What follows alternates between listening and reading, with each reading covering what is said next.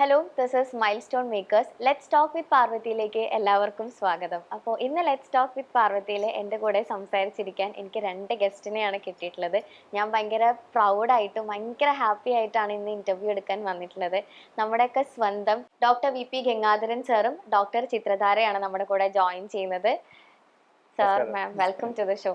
ഒരുപാട് സന്തോഷം. എനിക്കിപ്പോ ഇങ്ങനെ വന്നിരിക്കുമ്പോൾ ഭയങ്കര പ്രൗഡാണ് ഞാൻ സെൽഫ്. കാരണം മരടാണ് വീടെന്ന് പറയുമ്പോൾ എൻ്റെ അടുത്ത് ഒരുപാട് പേര് ചോദിക്കാറുണ്ട്, ഗംഗാധരൻ ഡോക്ടറിന്റെ വീടും അവിടെ അടുത്തല്ലേ എന്ന് ഇങ്ങനെ ചോദിക്കാറുണ്ട്. ചെറിയൊരു പ്രശ്നമുണ്ട് അങ്ങനെ ആലോചിക്കുമ്പോ കേട്ടാ.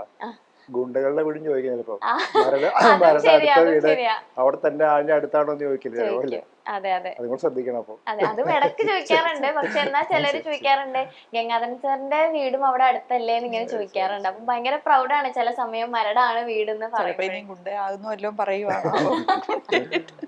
ഡോക്ടർ. ഓക്കെ, അപ്പൊ എന്തൊക്കെയാണ് പുതിയ വിശേഷങ്ങളൊക്കെ രണ്ടുപേരുടെയും ജീവിതത്തില്? വിശേഷങ്ങളൊന്നുമില്ല. എന്തെങ്കിലും ഉണ്ടോ പുതിയ വിശേഷം എന്ന് പറയാനായിട്ട്? ഒന്നുമില്ല. മോള് 2ാം ക്ലാസ്സിലേക്കായി, അതാണ് പുതിയ വിശേഷം. ഇവിടുത്തെ ഭയങ്കര ഭരണം കാര്യങ്ങളെന്നൊക്കെ ഇങ്ങനെ പറഞ്ഞു കേട്ടിട്ടുണ്ട്. ഡ്രൈവിംഗ് ഫോഴ്സ് മോന്റെ മോളാണ്. അതിപ്പം 2ലൊക്കെ ആയി, ചോയ്സ് പഠിക്കുന്നു. വെക്കേഷനൊക്കെ കഴിഞ്ഞ് തിരിച്ചെത്തിയോളൂ. സിംഗപ്പൂരായിരുന്നു. വെക്കേഷനൊക്കെ കഴിഞ്ഞ് തിരിച്ചെത്തിയോളൂ. മടിയായിരുന്നോ സ്കൂളിലേക്ക് പോകാൻ ആൾക്ക്? ഇല്ല, സ്കൂൾ ഇഷ്ടമാണ്. സ്കൂളിൽ പോകാൻ ഇഷ്ടമാണ്. പ്രത്യേകിച്ചും കോവിഡിന്റെ പ്രശ്നമൊക്കെ കഴിഞ്ഞിട്ട് റീഓപ്പൺ ചെയ്തിട്ടുള്ള അന്ന് തൊട്ടേ ഉള്ളതല്ലേ. അപ്പൊ അവർക്ക് ആ ഗ്രൂപ്പ് വരുമ്പോഴത്തേക്കും അവർ ലൈക്ക് ഇത് വെരി മച്ച്. സ്കൂളിൽ പോകാൻ ഭയങ്കര ഇഷ്ടമാണ്. പിന്നെ എന്തേ ഉള്ളു, ചിലപ്പോ ഒരാഴ്ച പോയാൽ അടുത്ത ആഴ്ച പനിയോ എന്തെങ്കിലും ആയിരിക്കും, അസുഖമായിരിക്കും. അങ്ങനെ അല്ലല്ല, വെള്ളപ്പനിയല്ല, അലർജിക്കാണ് കുറച്ചധികം. ഇപ്പം കോവിഡ്, അവൾക്കും കോവിഡ് വന്നു. അത് കഴിഞ്ഞിട്ടാണ് അത് ഈ അലർജിക്ക് ആയത്. ഇപ്പോഴും അവിയലൊക്കെ തന്നെയാണോ രണ്ടുപേർക്ക് ഇഷ്ട വിഭവം? അതേപോലെ വെക്കാനൊന്നും ഇപ്പൊ ആ ലെവലിലേക്ക് ആയിട്ടുണ്ട്. എന്താ കിട്ടുന്ന അവിയലാന്ന് വിചാരിച്ചോണ്ട് കഴിക്കാം. ഡോക്ടർ ഉണ്ടാക്കി തന്നേലേ ഫുഡൊക്കെ ഉണ്ടാക്കും ഇങ്ങനെ കേട്ടു. പഠിക്കണ സമയത്തൊക്കെ ഒരുപാട് നല്ല ഭക്ഷണങ്ങളൊക്കെ ഉണ്ടാക്കും. മലയാളി ഫ്രണ്ട്സ് ഒക്കെ വന്നിട്ട് കഴിക്കാൻ ഭയങ്കര ആഗ്രഹിക്കും എന്നൊക്കെ കേട്ടിട്ടുണ്ട്. ഏറ്റവും നല്ല ഭക്ഷണം ഏതാ ഉണ്ടാക്കുക ഡോക്ടർ? ഡോക്ടറിന് അവിയൽ മാത്രമേ ഉണ്ടാക്കാറിയുള്ളൂ. ഇഷ്ടമുള്ള ഭക്ഷണം കിട്ടും. അല്ലാതെ പക്ഷെ അവിയലുണ്ടാക്കാൻ എല്ലാം ഉണ്ടാക്കാൻ തുല്യമല്ലേ. എല്ലാം ഉണ്ട്. അവിയലുണ്ടാക്കാൻ പഠിക്കാൻ മാസ്റ്റർ പീസ് ഉള്ളതാണ്. ഉണ്ടാക്കി ഭയങ്കര സ്പെഷ്യലൈസ് ചെയ്തിരിക്കാൻ തോന്നുന്നു അതിനകത്തും. അതിലും സംക്രാന്തിക്കും ഉണ്ടാക്കുന്നത് അങ്ങനെ. അപ്പം ഇപ്പൊ നല്ല ഫുഡ് അല്ലെങ്കിൽ ഭക്ഷണ രീതികളൊക്കെ നമ്മുടെ ജീവിതത്തിൽ ഏറ്റവും കൂടുതൽ വേണ്ട ഒരു സംഭവമാണ്. ഇപ്പൊ ഡോക്ടർ ചില സ്ഥലങ്ങൾ, ഇപ്പൊ ഞാൻ റീസെന്റ് ആയിട്ട് നമ്മുടെ ഒരു കോടിയിൽ വന്നപ്പോൾ ഡോക്ടർ അതിനകത്ത് പറയുന്നുണ്ടായിരുന്നു, ഡോക്ടർക്ക് എന്താണ് ജീവിതത്തിൽ ഒരു കറക്റ്റ് ആയിട്ട് പോവാത്ത ഒരു കാര്യം വെച്ചപ്പോൾ ഡോക്ടർ പറഞ്ഞു, ചിട്ടകളാണ് എനിക്കില്ലാതെ പോയത് എന്ന് ഡോക്ടർ പറയുന്നുണ്ടായിരുന്നു. അപ്പൊ ഈ ഫുഡിന്റെ രീതികളൊക്കെ എത്രത്തോളം നമ്മുടെ ലൈഫിൽ ഇമ്പോർട്ടന്റ് ആണ് ശരിക്കും? അതെന്താ എപ്പോഴും നമ്മൾ പറഞ്ഞു കൊടുക്കാൻ എളുപ്പമാണ്. അതായത് ഞാൻ ചെയ്യുന്ന കാര്യങ്ങൾ ഇതൊക്കെയാണ്, പക്ഷെ ചെയ്യാൻ പാടില്ല എന്ന് പറഞ്ഞാൽ അതാണ് ഏറ്റവും എളുപ്പം. ഇപ്പം ഇങ്ങനെ കാര്യങ്ങൾ ചെയ്യാൻ പാടില്ല എന്ന് പറഞ്ഞാൽ അപ്പം കുറച്ചും കൂടെ നമുക്ക് കേൾക്കുന്ന ആൾക്ക് ശരിയാണ്, ഡോക്ടർ ചെയ്യുന്ന എല്ലാം ശരി എന്നുള്ളത് നമുക്ക് മനസ്സിലാവുമല്ലേ. അതിൽ ഞാൻ ചെയ്യുന്ന കാര്യങ്ങൾ എന്ന് പറഞ്ഞാൽ ഒന്നും ചിട്ടയില്ല എന്ന് പറയാൻ കാരണം ആഹാരമാണ്. അത് ആഹാരം കഴിക്കുന്ന ആഹാരം ഞാൻ അങ്ങനെ കണ്ടമാനം അതൊന്നും പോയി കഴിക്കുകയൊന്നുമില്ല. പക്ഷെ സമയമാണ് പ്രശ്നം. സമയം പലപ്പോഴും എല്ലാവരും പറഞ്ഞ് രാത്രി 7 മണിക്ക് ശേഷം കഴിക്കാൻ പാടില്ല എന്ന് പറയും.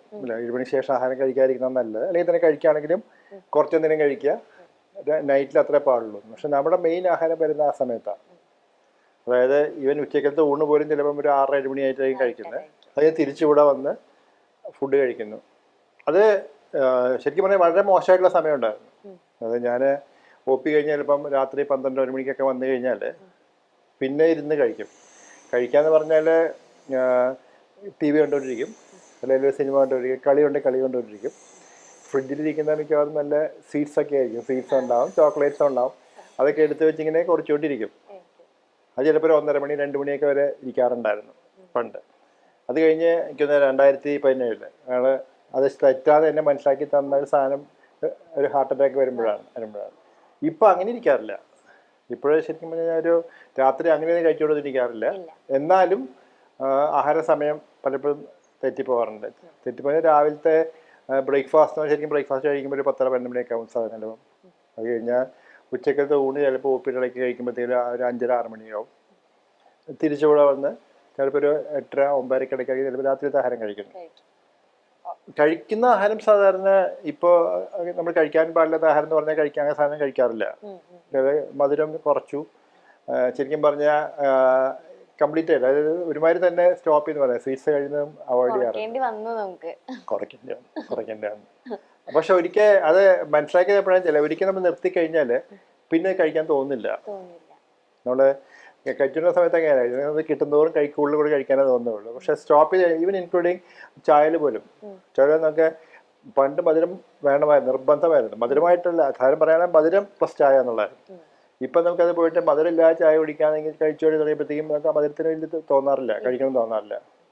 അപ്പോൾ ഒരുപക്ഷെ അന്ന് അങ്ങനെ ഒരു തോന്നൽ നേരത്തെ ഉണ്ടായിരുന്നെങ്കിൽ നല്ല. പിന്നെ അത് ഇറ്റ്സ് പാർട്ട് ഓഫ് ലൈഫ്. അങ്ങനെ എടുത്തുകൊണ്ട് പോകാൻ ഏറ്റവും എളുപ്പം. നമ്മൾ അങ്ങനെ വന്നു പോയി എന്നുള്ളത്. പക്ഷെ അതൊരു പ്രധാനമാണ്. കഴിഞ്ഞ് നമ്മുടെ ഫുഡ്, പ്രത്യേകിച്ചും എല്ലാവരും പറഞ്ഞ രാത്രിയിലത്തെ അതും കൂടുതലായിട്ട് എപ്പോഴും പ്രധാനമാണ്. രാത്രിയിലത്തെ ആ സമയം നമ്മൾ കഴിച്ചിട്ട് ഉറക്കത്തിൻ്റെ സമയം വളരെ പ്രധാനമാണെന്ന് പറയും. അതൊക്കെ നമ്മൾ പണ്ട് വായിച്ചിട്ടുണ്ട്, പരീക്ഷയ്ക്ക് എഴുതാറുണ്ടെങ്കിലും നമ്മൾ പ്രാവർത്തികമാക്കാറുണ്ടായിരുന്നില്ല. രാത്രി ഉറങ്ങുന്നത് ഒരു മിനിമം 6 മണിക്കൂറെങ്കിലും ഉറങ്ങുന്നത് പറഞ്ഞാൽ പണ്ട് നടക്കാറില്ല. അങ്ങനെ 2 മണിക്ക് കിടന്നാലും 6-7 മണിക്ക് എഴുന്നേൽക്കേണ്ടി വരും, അല്ലെങ്കിൽ എന്തെങ്കിലും കോളുള്ള പറ്റേണ്ടി വരുന്നു. അപ്പം അങ്ങനെ രാത്രി. പക്ഷെ ഇത് കുറേ മാറി ഇപ്പോഴും. പക്ഷെ ഉറങ്ങുന്ന സമയം കുറെ കൂടെ ലേറ്റ് ആണെങ്കിലും 6 മണിക്കൂറൊക്കെ മിക്കവാറും ഉറക്കം കിട്ടാറുണ്ട്. അങ്ങനത്തെ ഒരു വ്യത്യാസം വന്നിട്ടുണ്ട്. ഡോക്ടറിന്റെ റുട്ടീനൊക്കെ എങ്ങനെയായിരുന്നു? കറക്റ്റ് ആയിട്ട് ഞാനൊരു എൻ്റയർലി ഡിഫറെന്റ് അറ്റ്മോസ്ഫിയറിലാണ് വളർന്നത്. എൻ്റെ അച്ഛൻ റെയിൽവേയിലായിരുന്നു. അപ്പം ഞങ്ങൾ ചുമ്മാ തമാശയായിട്ട്, എൻ്റെ ഓർമ്മ വെച്ച കഴിഞ്ഞിട്ട് അന്നത്തെ അച്ഛൻ വീട്ടിൽ വന്ന് റിട്ടയർ ചെയ്ത്. അപ്പോൾ അച്ഛൻ ഭയങ്കര പങ്ക്ച്വല. അപ്പം ഞങ്ങൾ ചുമ്മാ തമാശയ്ക്ക് പറയാറുണ്ട്, രാവിലെ 6 മണി ഉണ്ടെങ്കിൽ അച്ഛൻ ചായയും മുട്ടയും കഴിച്ചിരിക്കും. അതുപോലെ വൈകിട്ട് 3 മണി ഉണ്ട് അച്ഛൻ ചായ കുടിച്ചു. അത്രയ്ക്ക് കറക്റ്റാണ് അച്ഛൻ്റെ കാര്യങ്ങളൊക്കെ. ഞങ്ങൾ കൊച്ചിലെ ഇപ്പോൾ എവിടോട്ടേലും പോകണമെന്നൊക്കെ ഉണ്ട്, അച്ഛൻ പറയും ഇന്ന സമയത്ത് ഇറങ്ങി നിന്നോണം, വണ്ടി വരുന്നതിന് 5 മിനിറ്റ് മുമ്പേ ഇറങ്ങി നിന്നോണം എന്ന് പറഞ്ഞാൽ അപ്പം ഇറങ്ങി നിന്നില്ലേ കൊണ്ടുപോകത്തില്ല. ഇനി വരണ്ട. അത്രയ്ക്ക് അച്ഛൻ ഓരോ പ്രൊഫഷന്റെ ഓരോ ആ രീതിയിലാണ്. അച്ഛൻ അതിലായിരുന്നോണ്ട് അച്ഛൻ അത്ര പങ്ക്ച്വലായിരുന്നു. പക്ഷെ എനിക്ക് അതുപോലെ ഞാൻ നോക്കാറുണ്ട്. പിന്നെ എൻ്റെ പ്രൊഫഷൻ ഇച്ചിരി ഉണ്ട്, ചിലപ്പം ഭക്ഷണം കഴിക്കുന്നതൊക്കെ അങ്ങോട്ടും ഇങ്ങോട്ടും ഒക്കെ പോകും. പക്ഷെ എന്നാലും ഇപ്പം ഇന്നസെന്റ് ചുമ്മാ തമാശയായിട്ട് പറയായിരുന്നു, ഒരിക്കൽ സർജറിക്ക്, പുള്ളിയുടെ ഒരു സർജറിക്ക് വേണ്ടി ചെന്നപ്പോൾ രാവിലെ ചെന്നപ്പം ചോദിച്ചു, ഡോക്ടർ ഉറങ്ങിയോ? അപ്പോൾ സർജറി ചെയ്യുന്നവർ വിചാരിക്കുന്ന ഡോക്ടർ തലേദിവസം നല്ലതായിട്ട് ഉറങ്ങി വേണം ചെയ്യാൻ, അല്ലെങ്കിൽ ഇങ്ങനെ നമ്മൾ ഒരു ആകെ കൺഫ്യൂഷൻ ആകും, അല്ലെങ്കിൽ സർജറി ശരിയായില്ല, അങ്ങനത്തെ ഒരു വിചാരം ഈവൻ പേഷ്യൻസിനും ഉണ്ടെന്ന് എനിക്ക് അന്നാ മനസ്സിലായത്, രാത്രി ഉറങ്ങിയോ എന്ന് ചോദിക്കുമ്പോൾ. അപ്പം ഞാൻ കഴിയുന്നതും ആ ഒരു കൃത്യസമയത്തിനൊക്കെ ഉറങ്ങാൻ നോക്കും. പിന്നെ ഭക്ഷണം, പിന്നെ പകലൊക്കെ ചിലപ്പോൾ കൂടുതൽ തിരക്കാണെങ്കിൽ സർജറിയൊക്കെ കൂടുതലുണ്ടെങ്കിൽ ചിലപ്പോൾ ലേറ്റ് ആവും. പിന്നെ സർജറിക്ക് ആകുമ്പോൾ കുറേ ലേറ്റ് ആയിട്ട് ഇപ്പോൾ 4 മണി 6 മണിയൊക്കെ ആവും ചിലപ്പോൾ ഉച്ചയ്ക്കൊക്കെ കഴിക്കുമ്പോൾ. എന്നാലും ഇപ്പോഴൊക്കെ കുറച്ച് ഇത് സാധാരണ സമയമൊക്കെ നോക്കി തന്നെയാണ് കഴിക്കുന്നത്. കുറച്ചേലും നോക്കാറുണ്ട്. എനിക്ക് പിന്നെ ഈയിടെ കുറച്ച് ലേറ്റ് ആയതുകൊണ്ട് അസിഡിറ്റി വന്നു. അപ്പം അത് കാരണം കുറച്ചൊക്കെ ഇപ്പം കുറച്ചും കൂടെ, അത് നമ്മുടെ പ്രൊഫഷന്റെ പാർട്ടായിട്ടാണ്. അപ്പം അച്ഛൻ ഇതാണെങ്കിൽ ഞാൻ എപ്പോഴും പണ്ടേ ഇങ്ങനെ കറക്റ്റാണ്. ഇപ്പം എവിടെയെങ്കിലും പോകണമെന്ന് പറഞ്ഞാലും എനിക്ക് ഇപ്പം ഈ മീറ്റിങ്ങിനൊക്കെ ചെല്ലുമ്പോഴത്തേക്ക് നമ്മൾ കറക്റ്റ് ചെയ്യുന്നില്ല. എത്ര താമസിച്ചെന്ന് പറഞ്ഞാലും ഞാൻ അവിടെ കറക്റ്റ് സമയത്ത് ചെല്ലും. ചിലര് കുഞ്ഞിലെ ശീലമായതുകൊണ്ട്. അപ്പൊ ഒരു ദിവസം ശീലമായി. അപ്പൊ ഒരു ദിവസമാണെങ്കിൽ ഞാൻ ചെന്നപ്പം എന്നെ ഒരു വീട്ടിൽ കൊണ്ടിരുത്തി ഒരു മീറ്റിങ്ങിന് ചെന്നപ്പം. എന്നിട്ട് അവര് ഞാൻ ഈ മീനൊക്കെ വെട്ടി ഒന്ന് ശരിയാക്കിയിട്ട് വരട്ടെ, ഈ മീറ്റിംഗ് 10 പറഞ്ഞാലും എല്ലാവരും വരുമ്പോൾ 11 ഡോക്ടർ ഇവിടെ ഇരുന്നു, ഞാൻ മീൻ വെച്ചിട്ട് വരാം. അതുപോലെയാണ് ഇപ്പോഴത്തെ പങ്ക്ച്വാലിറ്റി എന്ന് പറഞ്ഞാൽ അങ്ങനെയാണ്. ഓക്കെ. ഇപ്പൊ ഇന്നസെന്റിനെ പറ്റി പറഞ്ഞുകൊണ്ട് എന്തായാലും ഇന്നസെന്റിനെ പറയാതെ നമുക്ക് പോകാൻ പറ്റില്ല. ഇപ്പൊ ഇന്നസെന്റിനെ എന്ന നടനെ പറ്റി എല്ലാവർക്കും നന്നായിട്ട് അറിയാം. പക്ഷെ ഇന്നസെന്റിനെ എന്ന ഒരു പേഷ്യന്റിനെ കുറിച്ച് നിങ്ങൾക്ക് മാത്രമേ ഏറ്റവും കൂടുതൽ പറയാനായിട്ട് സാധിക്കുള്ളൂ. ഇപ്പൊ ഇന്നസെന്റ് നമ്മളൊക്കെ വിട്ടു പോയി. അപ്പൊ തീർച്ചയായിട്ടും എന്തായാലും ഇന്നസെന്റ് ശരിക്കും ഒരു പേഷ്യന്റ് മോഡലാണ്. കുറെ പോസിറ്റീവ്സ് ഉണ്ട് ഇന്നസെന്റ്. പോസിറ്റീവ് എന്ന് പറഞ്ഞാൽ ഒന്ന് പോസിറ്റീവ്നെസ് തന്നെയാണ്. അതായത് സാധാരണ ഒരു ക്യാൻസർ രോഗി വന്നല്ല, ക്യാൻസർ രോഗി ഒരിക്കലും പൊതുജനം അറിയുന്നുള്ളതാണ്. അത് നമ്മളെ രോഗി വരുന്ന സമയം പോലെ തന്നെ, അതായത് രോഗി വരുമ്പോഴേ ഒന്നിലെ രോഗിയുടെ ചുറ്റുള്ള ആൾക്കാരെ പറയും. ചിലപ്പോൾ കൂടെ വരുന്ന മോനായിരിക്കും, കൂടെ വരുന്ന ഭാര്യയായിരിക്കും, അദ്ദേഹം അറിയരുതെന്ന് പറയും. അതൊരു ഭാഗം. രണ്ടാമത്തേത് രോഗി തന്നെ പറയും, ഡോക്ടറെ നാട്ടിൽ ഞങ്ങൾ ആരും അറിയാതിരിക്കണം, കാരണം അറിഞ്ഞ പ്രശ്നമാണ്. അല്ലെങ്കിൽ പ്രത്യേകിച്ച് അവർ സെലിബ്രിറ്റിയും കൂടി ആണെങ്കിൽ. കാരണം അത് അവരുമായിട്ട് കാരണങ്ങളുണ്ട്. കാരണം അവർ ചിലപ്പോൾ പ്രൊഫഷൻ നിന്ന് പോവും, അല്ലെങ്കിൽ പൊതുജനം പ്രത്യേകിച്ച് ഒരു ബാങ്ക് ലോണൊക്കെ ആണെങ്കിൽ ബാങ്ക് ലോൺ പോലും കിട്ടിയെന്ന് വരില്ല അല്ലേ. അപ്പോൾ അതൊക്കെ വരുന്നതുകൊണ്ടാണ് അതങ്ങനെ വരുന്നത്. കാരണമുണ്ട്. ഇന്നസെൻ്റ് ആണ് probably one of the first. അതായത് ക്യാൻസർ ആണെന്ന് അറിഞ്ഞു, അടുത്ത ദിവസം ഇന്നസെൻ്റ് വിളിച്ചു പറഞ്ഞു എനിക്ക് ക്യാൻസർ ആണെന്ന്. ഇന്നസെൻ്റ് അത് എഴുതിയിട്ടുണ്ട്. ഇന്നസെൻ്റ് പറഞ്ഞു ഞാൻ ആരുടെയും മുതലൊന്നും കട്ടുകൊണ്ട് വന്നിട്ടില്ല പറയാതിരിക്കാൻ വേണ്ടിയിട്ട്. അപ്പം അങ്ങനെ ഒരു തുറന്നു പറയാനുള്ള ഒരു മനസ്സുണ്ടല്ലോ, അത് ശരിക്കും ഇന്നസെൻ്റ് പോസിറ്റീവ്നെസ്സാണ്. അത് മെച്ചം എന്താണെന്ന് വെച്ചാൽ നമ്മൾ ഇത് മനസ്സിൽ കൊണ്ട് നടക്കുന്നതോറും കൂടുതൽ വിങ്ങലായിരിക്കും. നമുക്ക് ആരും അറിയാൻ പാടില്ല, അല്ലെങ്കിൽ കുറേ നുണകൾ പറയേണ്ടി വരും, അതൊക്കെ ടെൻഷനാണ്. ഇതിപ്പോൾ ഒന്നുമില്ല, ഞാൻ ക്യാൻസർ ആണെന്ന് പറഞ്ഞു, അവരുടെ ഇന്നസെൻ്റിൻ്റെ ടെൻഷൻ മാറുകയാണ്. പിന്നെ ഒരു പോസിറ്റീവ്നെസ് ഉണ്ട്. ഇന്നസെൻ്റ് അവിടെ വന്നാലും നമുക്ക് ഈവൻ ട്രീറ്റ്മെൻറ്റ് വരുന്ന സമയത്തൊക്കെയാണ് തമാശയൊക്കെ പറഞ്ഞ് ഒപ്പിൽ വന്ന് തമാശയൊക്കെ പറഞ്ഞ് സിസ്റ്റർമാരൊക്കെ വർത്താനം പറഞ്ഞ് തമാശയാണ് മുഴുവൻ സമയം അത് എല്ലാവരും കേട്ടിരിക്കുമ്പോൾ ഇന്നസെൻ്റ് വന്നാൽ ചുറ്റും ആൾക്കാർ വരും. അങ്ങനെയാണ് ഇന്നസെൻ്റ് പോയിക്കൊണ്ടിരുന്നത്. അത് ഇന്നസെൻറ്റിനും നന്നായി, ബാക്കി ഞങ്ങൾക്കും. നമുക്കും എപ്പോഴും പോസിറ്റീവ് എനർജി ഉള്ള ഒരു പേഷ്യനെ നമുക്ക് കണ്ടിട്ടില്ല, കാണാൻ കിട്ടുമെന്നും തോന്നുന്നില്ല. നമുക്കും എപ്പോഴും അതാണ്, നമുക്കൊരു പോസിറ്റീവായിട്ട് ഒരാളത്ത് പോയി നമുക്ക് സംസാരിക്കാൻ എളുപ്പമാണ്, നമുക്കും എളുപ്പം. അതാണ് ജസ്റ്റ് ഒരു പ്ലസ് പോയിന്റ്. രണ്ടാമത്തേത്, നമ്മൾ എല്ലാവരും വഴി മാറിപ്പോകാൻ ഭയങ്കര എളുപ്പമാണ്. അതായത് അവിടെ ഇന്ന് ചികിത്സയുണ്ട്, അവിടെ പോയി കഴിഞ്ഞാൽ അസുഖം പെട്ടെന്ന് മാറും, അല്ലെങ്കിൽ മന്ത്രവാദികളുണ്ടാവും, അല്ലെങ്കിൽ മറ്റ് പ്രൊഫഷണൽ അല്ലാത്ത ആൾക്കാർ ഡോക്ടർ പ്രാക്ടീസ് ചെയ്യുന്ന ഇഷ്ടംപോലെ നമ്മളെ വ്യാജം ഇഷ്ടംപോലെ ആൾക്കാരുണ്ട്. പലപ്പോഴും അവിടെ ചെന്ന് പെടാറ് എപ്പോഴും ഇന്നസെൻ്റ് പലപ്പോഴും വന്ന് പറഞ്ഞു. അതായത് നമ്മുടെ പ്രമുഖരായ പല നടന്മാരും ഇന്നസെൻ്റ് അടുത്ത് വന്നിട്ട് ഇന്ന സ്ഥലത്ത് പോയാൽ മതി പെട്ടെന്ന് അസുഖം മാറുമെന്ന് പറഞ്ഞു വന്നിട്ടുണ്ട്. അപ്പോൾ ഇന്നസെൻ്റ് പറഞ്ഞു ഞാൻ അത് ഈ ചെവി കൂടെ കേൾക്കും, മറ്റു ചെവി കൂടെ പുറത്തേക്ക് വിടും. അത് ഇന്നസെൻ്റിൻ്റെ സെക്കൻഡ് ക്വാളിറ്റിയാണ്.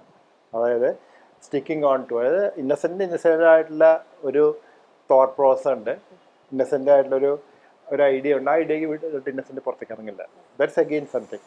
മൂന്നാമത്തെ, ഇന്നസെൻ്റ് ലോകത്ത് എവിടെ വേണമെങ്കിൽ ചികിത്സയ്ക്ക് പോകായിരുന്നു. ഇന്നസെൻ്റ് ഒരു ജ്യേഷ്ഠ സഹോദരൻ അമേരിക്കയിലുണ്ട്, അദ്ദേഹത്തിൻ്റെ മക്കൾ ഡോക്ടറുണ്ട്, എവിടെ വേണേൽ പോകായിരുന്നു. പക്ഷേ ഇന്നസെൻ്റ് അവരോടൊക്കെ ചോദിച്ചു, അവരോടൊക്കെ അത് പാർട്ട് ഒരു സെക്കൻഡ് ഒപ്പീനിയൻ. പക്ഷേ ഇവിടെ നമുക്ക് ആ ട്രീറ്റ്മെൻറ്റ് കിട്ടുന്നുള്ള മെസ്സേജ് ഉണ്ടല്ലോ, അത് ഇന്നസെൻ്റിൽ കൂടെ പോയിരിക്കുന്നത്.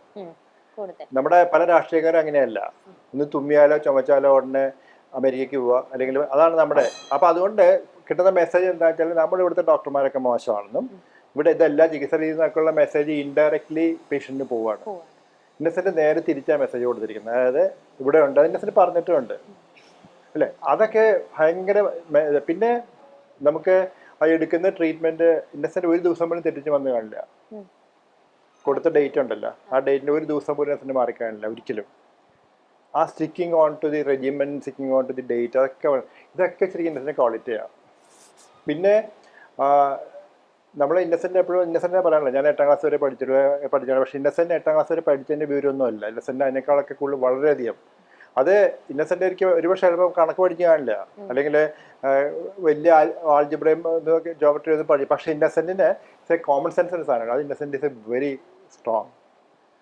അപ്പോൾ നമ്മൾ പറയില്ലേ, പഠിക്കുന്നത് ഡിഗ്രി മാത്രമല്ല എന്ന് പറയുന്നതിൽ ക്ലാസിക്കൽ എക്സാമ്പിളാണ്. അങ്ങനെ കുറേ പോസിറ്റീവ് ക്വാളിറ്റീസ് ഉള്ളൊരു മനുഷ്യനാണ്. ആ പോസിറ്റീവ് ക്വാളിറ്റീസാണ് ഇന്നസെൻ്റ് ആക്കി മാറ്റുന്നത്. പിന്നെ ഇതിനൊക്കെ മുകളിൽ ഇന്നസെൻ്റ് എന്നുള്ള പേരും മനസ്സിലായല്ലേ.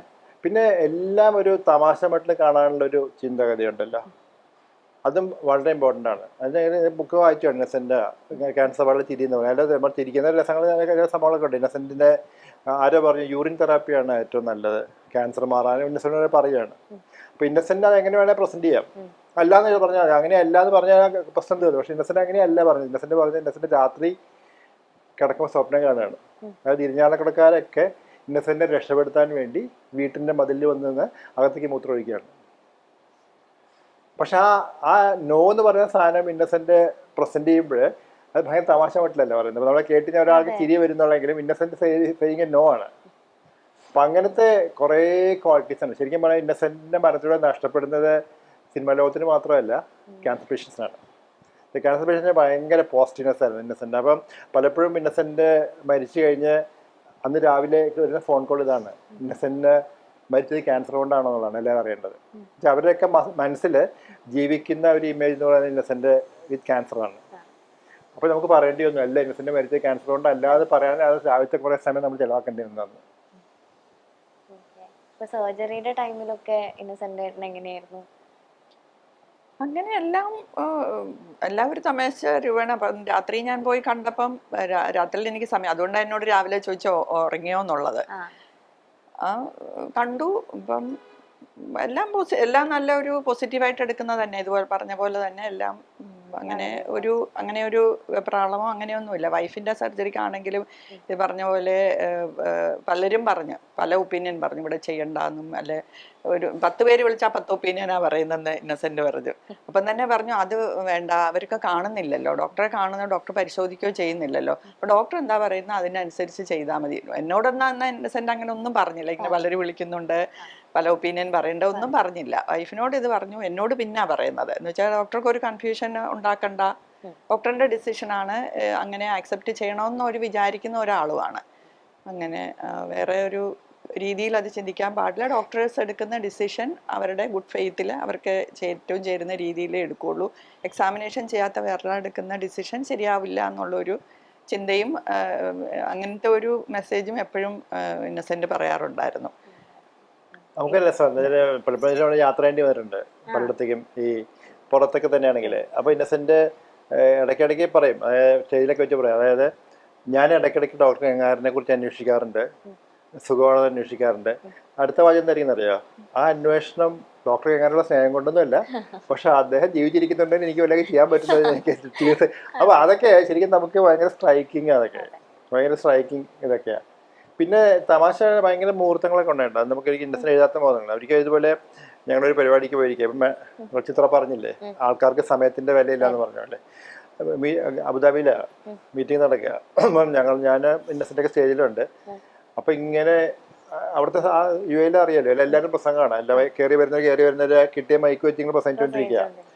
കുറെ സമയം കഴിഞ്ഞു, ഞങ്ങളിങ്ങനെ ഇരിക്കുക, ഒന്നും നടക്കുന്നില്ല. അപ്പൊ ഇന്നസെന്റ് അവസാനം സംഘാടകനെ വിളിച്ചു ചോദിച്ചു, ഇവിടെ അടുത്ത് എവിടെയെങ്കിലും നല്ല ഹോട്ടലുണ്ടോന്ന് ചോദിച്ചു. അപ്പൊ അദ്ദേഹം ചോദിച്ചു, എന്തിനാ ഇവിടെ ആഹാരം? അതുകൊണ്ടല്ല, നിങ്ങൾ പ്രസംഗമൊക്കെ നടക്കുന്ന സമയത്ത് ഞങ്ങൾ രണ്ടുപേരും വേണേൽ പോയി കഴിച്ചിട്ട് വരാം. അത് അതുകൊണ്ട് അങ്ങനെ മനസ്സിലായി ഇതേ പ്രശ്നമാണ്. പക്ഷെ അതൊക്കെ ആ ഇൻഡയറക്ട്ലി നമ്മൾ പ്രസന്റ് ചെയ്യുന്ന സാധനങ്ങളാണ്. അത് ഇന്നസെന്റ് ക്വാളിറ്റിയാണ്. ആ സ്പർ ഓഫ് മൊമെന്റിലുള്ള ഒരു തമാശകൾ വരില്ലേ, അത് ഞാൻ പറയുന്നത് 2 പേർക്ക് കാണാറുള്ളൂ. ഒന്ന് ജഗതിയാണ്, ജഗതിയുടെ പലപ്പോഴും സ്പോണ്ടേനിയസ് ആ സമയത്ത്. രണ്ടാമത്തെ ഇന്നസെന്റ് ആണ്. അതായത് ആ സന്ദർഭം വരുന്ന സമയത്ത് ആ സമയം അതുവരെ ഇല്ലാത്ത കാര്യങ്ങളായിരിക്കും. ഇതുപോലെ ഒരു സംഭവം ഇരിഞ്ഞാലക്കുട വെച്ചുണ്ടായിട്ടുണ്ട്, അതുകൊണ്ട് ഞാൻ പറഞ്ഞു നിർത്താം. ഇരിഞ്ഞാലക്കുട ഒരു മീറ്റിംഗ് നടക്കുക, അതായത് ഇരിഞ്ഞാലക്കുടക്കാരെ ആദരിക്കുന്ന ഒരു മീറ്റിംഗ് ആണ്. അപ്പോൾ ഇന്നസെന്റ് ഇരിഞ്ഞാലക്കുടക്കാരനാണ്, ഞാൻ ഇരിഞ്ഞാലക്കുടക്കാരനാണ്. അപ്പോൾ ഞങ്ങൾക്ക് സ്റ്റേജിലിരിക്കുക. അപ്പോൾ ഒരു രാഷ്ട്രീയ പ്രവർത്തകൻ, രാഷ്ട്രീയ നേതാവെന്ന് വിചാരിച്ചോളൂ, അദ്ദേഹം വന്ന് സ്റ്റേജിൽ വന്ന് അന്ന് ഇന്നസെന്റ് പുസ്തകം പ്രസിദ്ധീകരിക്കാൻ പോകുന്ന സമയമാണ്. അപ്പോൾ അദ്ദേഹം വന്ന് പ്രസംഗിച്ചു. അതായത് 8ാം ക്ലാസ്സുകാരനും പുസ്തകങ്ങൾ എഴുതാൻ സാധിക്കുമെന്ന് ഞാൻ മനസ്സിലാക്കുകയാണ്, അങ്ങനത്തെ ഒരു ദുരവസ്ഥയാണ് മലയാളത്തിനെന്ന് പറഞ്ഞത്. അത് വളരെ മോശമായ ഒരു പ്രസംഗമായിരുന്നു. എനിക്ക് ഒരിക്കലും ഒരു സ്റ്റേജിൽ വെച്ച് ഒരാൾ പറയാൻ പാടില്ലാത്തതാണ്. അപ്പോൾ അദ്ദേഹത്തിൻ്റെ പ്രസംഗം കഴിഞ്ഞ് ഇന്നസെൻ്റിൻ്റെ ടേണാണ്. ഇന്നസെൻ്റ് പറഞ്ഞു, ഞാൻ ഈ പ്രസംഗിച്ച വ്യക്തിയുടെ വീട്ടിൽ ഇന്നലെ രാത്രി പോയിരുന്നു. ഇനി അദ്ദേഹത്തിന് 1 ലക്ഷം രൂപ ഞാൻ വാഗ്ദാനം ചെയ്തതാണ്. 10ാം ക്ലാസ് വരെ എന്നെങ്കിലും പറയണം, 8ാം ക്ലാസ് പറയണം. പക്ഷെ അദ്ദേഹം പറഞ്ഞു 1 ലക്ഷം രൂപയ്ക്ക് ഞാൻ വഴങ്ങില്ല, എനിക്ക് 2 ലക്ഷമെങ്കിലും തരണമെന്ന് പറഞ്ഞു. അതുകൊണ്ടാണ് ഈ പ്രശ്നം പറ്റിയതെന്ന് പറഞ്ഞു. പക്ഷെ അതോടുകൂടെ സദസ്സ് മുഴുവൻ ചിരിക്കായിരുന്നു. ആ മൊമെന്റിൽ വന്ന ആ ഇതുണ്ടല്ലോ, ഞങ്ങളൊക്കെ പറയും ഹൈലി, അത് ക്വാളിറ്റിയാണ്. ഇപ്പൊ ഇന്നസെന്റിന്റെ കാര്യം പറഞ്ഞ പോലെ തന്നെ ഈ ഒരു അസുഖത്തെ ഭയങ്കര സിമ്പിൾ ആയിട്ട് അത്രയും ഒന്നും അല്ലാത്ത രീതിയിൽ ആക്കി തീർക്കുകയായിരുന്നു ആള്, അത്രയും ജെന്വിൻ ആയിട്ട് തന്നെ നിന്നിട്ട്. അപ്പൊ ഇപ്പൊ ചിലവർക്ക് ഉണ്ടാവും ഈ അസുഖം എത്ര ഇങ്ങനെ, ഞാൻ പറഞ്ഞു കേട്ടിട്ടുണ്ട് ക്യാൻസറിന് ഒരു പരിധി വരെ മാറ്റാൻ നമ്മൾ തന്നെ ഭയങ്കര പ്രസന്റ് ആയിട്ടിരിക്കുക അല്ലെങ്കിൽ പോസിറ്റീവ് ആയിട്ട് ഇരിക്കുക എന്നുള്ളൊരു കാര്യം. പക്ഷെ ശരിക്കും അതുകൊണ്ട് മാത്രം പറ്റുമോ എന്ന് ഞാൻ ചോദിക്കുകയാണ്. മാത്രം പറ്റില്ല. ഇപ്പം നമ്മൾ ക്യാൻസർ വന്ന ഒരാൾ ചിരിച്ചുകൊണ്ടിരുന്നുകൊണ്ട് മാത്രം ക്യാൻസർ മാറില്ല, അതില്ല. പക്ഷേ പ്രധാനമാണത്. അതായത് നമ്മൾ പറഞ്ഞ പോസിറ്റീവ് തിങ്കിങ് പ്രധാനമാണ്. അതുകൊണ്ട് തന്നെയാണ് നമ്മൾ ചികിത്സയുടെ ഭാഗമായിട്ട് മെഡിറ്റേഷനും യോഗയൊക്കെ ചെയ്യാന്ന് പറയുന്ന കാരണം അതുണ്ട്. പാട്ട് കേൾക്കുന്നതും അല്ലെ ഓരോരുത്തർക്ക് അവർക്ക് ഇഷ്ടമുള്ള മേഖല, വായന, കാരണം അതൊക്കെ പോസിറ്റീവ് അത് ശാസ്ത്രീയമായ പഠനങ്ങളുമുണ്ട്. അതായത് നമ്മൾ 2 തരത്തിൽപ്പെടുന്ന ആൾക്കാരെ എടുക്കുക. ഒരാൾ പറയാം, ഞാൻ മരിച്ചു, ക്യാൻസർ വന്നു, തീർന്നു, എൻ്റെ ജീവൻ തീർന്നു, ഞാൻ നശിക്കും, ഞാൻ മരിക്കും. അത് നെഗറ്റീവ്സാണ്. മറ്റൊരാൾ പറയാം, അല്ല, ഐ ഫൈറ്റ് ഇറ്റ് ഔട്ട്, ഞാൻ ഇതിനെ നേരിടും, രക്ഷപ്പെടും. അത് പോസിറ്റീവ് സൈഡാണ്. ഈ ഒരു തമ്മിലുള്ള പഠനങ്ങളുണ്ട്. അപ്പോൾ നമുക്ക് അതിൽ എപ്പോഴും രക്ഷപ്പെടാൻ സാധ്യത പോസിറ്റീവ് സൈഡാണ്. അതിനൊക്കെ വ്യക്തമായ കാരണങ്ങളുണ്ട്. അതായത് നമുക്ക് രോഗപ്രതിരോധ ശക്തിക്ക് ആവശ്യമായിട്ടുള്ള പല എൻസൈംസും ഹോർമോണൊക്കെ ഉണ്ടല്ലോ, അതൊക്കെ that's related to your positivity. അപ്പോൾ അതൊക്കെ നമുക്ക് വലിയ ഹയർ സ്റ്റഡീസ് ഉണ്ട്. അതുകൊണ്ട് തന്നെയാണ് നമ്മൾ എപ്പോഴും പറയുന്നത് നമുക്ക് ആ പോസിറ്റീവ്നെസ് വേണം. അപ്പോൾ ശരിക്കും പറഞ്ഞാൽ ചികിത്സയിലെ ഒരു വളരെ പ്രധാനപ്പെട്ട ഭാഗമാണ് അത്. അതായത് നമുക്ക് അവരുടെ കീപ്പിംഗ് അപ്പ് ദി സ്പിരിറ്റ് എന്ന് പറയില്ലേ, അവിടെ ഈ ചോദ്യത്തിന് നല്ലൊരു ഉത്തരം കൂടി വരേണ്ടി വരും. എന്താ വെച്ചാൽ അതിൽ പേഷ്യൻ്റ് അല്ല പ്രധാനം ചുറ്റുള്ള ആൾക്കാരാണ്. അവരാണ് ഈ പോസിറ്റിവിറ്റി പേഷ്യൻറ്റിന് കൊടുക്കേണ്ടത്. അതായത് yes you will come out. അതിന് എക്സാമ്പിൾ ഡോക്ടർ ലിസി ഉണ്ട്. ഞങ്ങൾ ഇതുപോലെ ഇന്നസെൻ്റ് പല ഇതിനെ വായിച്ചിട്ടുണ്ട്. ഡോക്ടർ ലിസി മരിച്ചുപോയി. ലിസി പറയും, അതായത് പലപ്പോഴും പേഷ്യൻ്റെ ഫീലിംഗ് എങ്ങനെയാണെന്ന് വെച്ചാൽ എന്നെ ഇവർക്ക് ആർക്കും ആവശ്യമില്ല, അല്ലെങ്കിൽ എൻ്റെ ലൈഫിൽ ഇനിയിപ്പം ഇവരൊന്നും എന്നെ കൂടെ പ്രയോജനമില്ല, I M A unwanted element എന്നുള്ള ഫീലിംഗ് വരിക. അതാണ് ഏറ്റവും വലിയ പ്രശ്നം ഒരു ക്യാൻസർ പേഷ്യൻ്റ്. പക്ഷെ അതല്ല എന്നും you are a wanted person in our family, അല്ലെങ്കിൽ you are a wanted person for society എന്നുള്ള ഫീലിംഗ് കൊണ്ടുവന്നുള്ളതാണ്. അതിൽ പ്രധാനം ചുറ്റുള്ള ആൾക്കാരാണ്. അതായത് ബന്ധുക്കളും കൂടെ വരുന്ന ആൾക്കാരും much more important is the society. വളരെ സമൂഹം അവരെ കാണുന്നത് ആ ക്യാൻസർ എന്ന രോഗിയുടെ കണ്ണിൽ കൂടെ കാണരുത്. അവർ they are part of it. അതിന് ഡോക്ടർ ലിസിക്ക് ഏറ്റവും വലിയ പോയിന്റും കിട്ടിയ ലിസിയുടെ പിള്ളേരും, ഞാൻ പറയാം പിള്ളേർ മാത്രമല്ല ഡോക്ടറിനാണ്. ഷീ യൂസ് ടു സേ എപ്പോഴും വേണം that was A positive spirit. അപ്പോൾ എല്ലാവർക്കും ഒരു പോസിറ്റീവ് ഒരു കീ, ഞാൻ പറയാം ഒരു വിളക്ക് കാണും, ഒരു ലൈറ്റ് കാണും. ആ ലൈറ്റാണ് അവരുടെ ആ സോഴ്സ്, അതായത് ഊർജത്തിൻ്റെ സോഴ്സ് അതാണ്. അപ്പോൾ ആ ലൈറ്റ്, ആ വിളക്ക് കത്തിച്ച് വെക്കുക എന്നുള്ള ചുറ്റുള്ളവരെ ധർമ്മമാണ്. അതുകൊണ്ട് ആ പോസിറ്റീവ്നെസ് എപ്പോഴും, അതുകൊണ്ട് നമ്മൾ ട്രീറ്റ്മെൻറ്റ് ഞങ്ങൾ പറയും പാട്ട് പാടാൻ നമുക്ക് ഈവൻ അത് ലൈഫ് മാത്രമല്ല, ഈവൻ ദ സൈഡ് എഫക്ട്സ് ഉണ്ടല്ലോ പേഷ്യൻ്റെ സൈഡ് എഫക്ട്. നമ്മുടെ മെജിഷ്യൻ സാമ്രാജ്യം ഒരിക്കൽ ഞങ്ങൾ ഇവിടെ വന്നിട്ട് ഒരു പ്രോഗ്രാം നടത്തി. അപ്പം അത് പർപ്പസ് ആയിരുന്നു, അതായത് നമ്മൾ കീമോതെറാപ്പി എല്ലാവർക്കും പ്രയാസമുള്ള സാധനമാണല്ലോ. അപ്പോൾ കീമോതെറാപ്പി എടുക്കുമ്പോൾ ഛർദി അല്ലെങ്കിൽ ടോളറേറ്റ് ചെയ്യുന്നില്ല, അങ്ങനെ പ്രശ്നം ഉണ്ടാകും. അപ്പോൾ ഞങ്ങൾ വിചാരിച്ചു കുറച്ച് കുട്ടികൾ, ആ കുട്ടികളെ ഇരുത്തിയിട്ട് കീമോ എടുക്കുന്ന സമയത്ത് തന്നെ മനുഷ്യ സാമ്രാജ്യം വന്നിട്ട് കൂടെ ഇരുന്നിട്ട് ചെറിയ മാജിക്കൊക്കെ കാണിച്ചുകൊണ്ട് പിള്ളേർ ചുറ്റും വരുന്നു. മനസ്സിലായോ? അത് നമ്മളൊരു സ്റ്റഡിയായിട്ട് പബ്ലിഷ് ചെയ്തിട്ടൊന്നുമില്ല. പക്ഷെ നമ്മൾ കാണുന്നത് എന്താ വെച്ചാൽ ഇവരൊക്കെ മൈൻഡ് ഡൈവേർട്ടഡ് ആവുക. അപ്പോൾ നമുക്കൊരു നമ്മളെപ്പോഴും പറയാം ഒരു ആൻറ്റിസിപ്പേറ്ററി കമ്പോണൻ്റ് എന്ന് പറയാം. ഛർദിക്ക് ഈ കീമോതെറാപ്പി എടുക്കാൻ വരുന്നവരുണ്ടല്ലോ, അവർ കീമോതെറാപ്പിയുടെ മരുന്നുകൊണ്ട് ഛർദിക്കുന്നവരുണ്ടാവും. അതിങ്ങനെ കൂടി അവർ ആ ടെൻഷൻ കൂടി പലപ്പോഴും ഹോസ്പിറ്റലിൽ വരുമ്പോഴേ അവർ ഛർദി എന്ന് പറഞ്ഞാൽ വരും. വീട്ടിൽ നിന്ന് ഇറങ്ങുമ്പോൾ ഛർദിക്കും. ഈ ടു ദി എക്സ്റ്റെൻറ്റ് ദാറ്റ് ഞങ്ങൾ പറയും ഡോക്ടർ അങ്ങാരുടെ മുഖം ഓർത്തല അപ്പോൾ ഛർദിക്കുന്നവർ ആ ലെവൽ വരെ പോകുന്ന ആൾക്കാരുണ്ട്. അതായത് അതിൻ്റെ അങ്ങേ എക്സ്ട്രീമാണ്. അത് നമ്മൾ ആൻറ്റിസിപ്പേറ്ററി വിളിക്കുന്ന സാധനമാണ്. അത് മുഴുവൻ മാറും. അത് ക്ലിയർലി നമുക്കറിയാം. കുട്ടികളിൽ നിന്ന് അവർ ചെയ്യുക അവർക്കൊരു പ്രശ്നമൊന്നുമില്ല അവർ. അപ്പോൾ അത് വളരെ ഇമ്പോർട്ടൻ്റാണ്. അതായത് ട്രീറ്റ്മെൻറ്റിൻ്റെ സൈഡ് എഫക്ട്സിൽ പോലും ഇമ്പോർട്ടൻ്റ്. അതുകൊണ്ടാണ് എപ്പോഴും നമ്മൾ പറയുന്നത്, അതായത് ആ ഒരു പോസിറ്റീവ് മെൻറ്റാലിറ്റി കീപ്പ് ചെയ്യാനും അവർക്ക് ഇഷ്ടമുള്ള മേഖലയിലേക്ക്, പ്രത്യേകിച്ചും നമ്മൾ ജോലി എന്നൊക്കെയാണെങ്കിൽ go back to work at the earliest. ചില വീട്ടിലിരുന്ന് ആലോചിക്കുമ്പോഴും വീട്ടിൽ സമയം കളയുമ്പോഴൊക്കെയാണ് നമുക്ക് ഈ ചിന്തകൾ മുഴുവൻ കയറി വരുന്നത്. പക്ഷേ ജോലി ഇഷ്ടപ്പെട്ട ജോലിയാണെങ്കിൽ ജോലിക്ക് പോയിരിക്കുമ്പോൾ തന്നെ ആ ഫീൽഡിൽ നിന്ന് മാറുകയാണ്. അപ്പോൾ ഈ പോസിറ്റിവിറ്റി വരുന്ന പേഷ്യൻസിനൊക്കെ വരുത്താൻ വേണ്ടിയിട്ട് ഒരുപാട് ബുദ്ധിമുട്ട് ഉണ്ടാവാറുണ്ടോ? അങ്ങനത്തെ ഒരു എത്ര പെർസെൻറ്റേജ് പേഷ്യൻസ് ആയിരിക്കും ഇത്രയും നാളും ചെയ്തിട്ട് തോന്നിയിട്ടുള്ളത്? അവിടെ നമ്മളെ എക്സ്പീരിയൻസ് ഭയങ്കര ഇമ്പോർട്ടൻ്റാണ്. അതായത് ഇപ്പം ഞാൻ 35 വർഷം മുമ്പ് 40 വർഷം മുമ്പ് ഞാൻ എൻ്റെ പ്രാക്ടീസ് തുടങ്ങുന്ന സമയത്ത് എനിക്കൊരു അരമണിക്കൂർ വേണമായിരുന്നു ഒരു പേഷ്യൻറ്റിനെ സംസാരിച്ച് പോസിറ്റീവ് കൊണ്ടുവരണമെങ്കിൽ ഇന്നൊരു 5 മിനിറ്റ് മതിയാവും, 5 മിനിറ്റ്സ് മതിയാവും. പക്ഷേ നമുക്ക് എവിടെയാണ് where you have to touch എന്നുള്ളത് നമ്മൾ മനസ്സിലാക്കുന്നത്. മനസ്സിലായി? ഇപ്പോൾ അതിന് ഫാസ്റ്റായിട്ട് ചെയ്യാൻ പറ്റും. അപ്പോൾ അത് ശരിക്കും അപ്പോൾ നമ്മളെപ്പോഴും പറയേണ്ട, അതായത് practising oncology is not a science but it's an art എന്ന് പറയും. കലയാണ്, ശാസ്ത്രമല്ല. അതിന് എവിഡൻസാണ് അത്.